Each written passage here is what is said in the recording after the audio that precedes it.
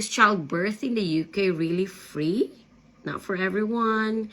In today's video, explain ko sa inyo kung sino ang eligible at hindi eligible for a maternity care here in the UK. This is MG, your UK guide. So, sino nga ba ang eligible for a maternity care? So, kung sino ang pwedeng manganak dito sa UK na libre. So, if you are on a spouse visa, on a student visa, on a dependent visa, on a work visa, yon libre ka. But then if you are on a visit visa, unfortunately, even if yung tatay or magiging tatay ng anak mo is British citizen, hindi siya automatic na libre. Automatic ang bata na magiging British citizen ang bata kung i-acknowledge ng tatay, but hindi siya libre. So you will still be billed for giving birth in the UK. You will not be refused for the service, you will not be detained na kung hindi kayo magbayad agad, but hindi siya libre kung nasa visit visa ka pa lang. In my case, also apart from visit visa, kung nasa fiancé visa ka pa lang. Like in my case, I arrived in the UK 7 months pregnant ako. And then I gave birth before kami kinasal ng asawa ko at before ako nag-switch from fiancé visa to spouse visa. Kaya we receive a bill na £10,000 for a cesarean operation.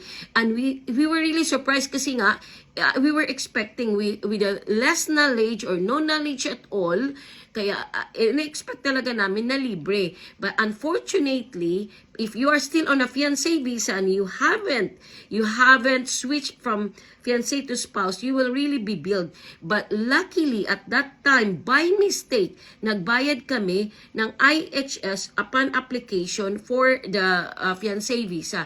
Kaya may naipakita kaming resibo na nakapagbayad kami, kaya na-clear yung bill namin.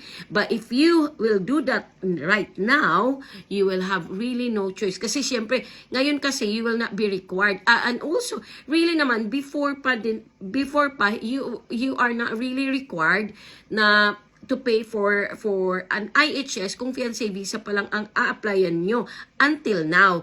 Pero I don't know for what reason or kung paano nangyari na nakapagbayad kami ng IHS, ang Panginoon ang may alam noon. Kaya yun, may napakita kami. But again, please hindi po eligible for a free maternity care or pagpapanganak dito sa UK kung ikaw ay under visit visa, kahit pa yung tatay ng magiging anak mo is British.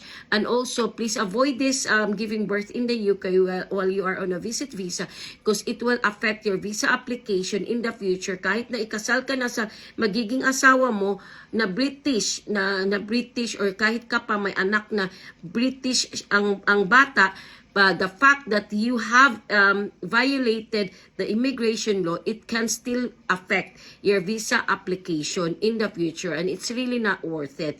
So you have to think of the consequence. So wag po kayong manganak dito or wag kayong magpabuntis dito sa UK on a visit visa.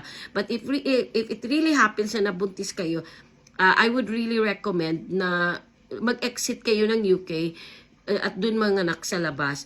So if you want more guides sa UK, if you're coming to the UK, planning to come to the UK, wanting to come to the UK, or wanting to know about UK, follow me for more guides. Thanks for watching. I'll see you in my next one.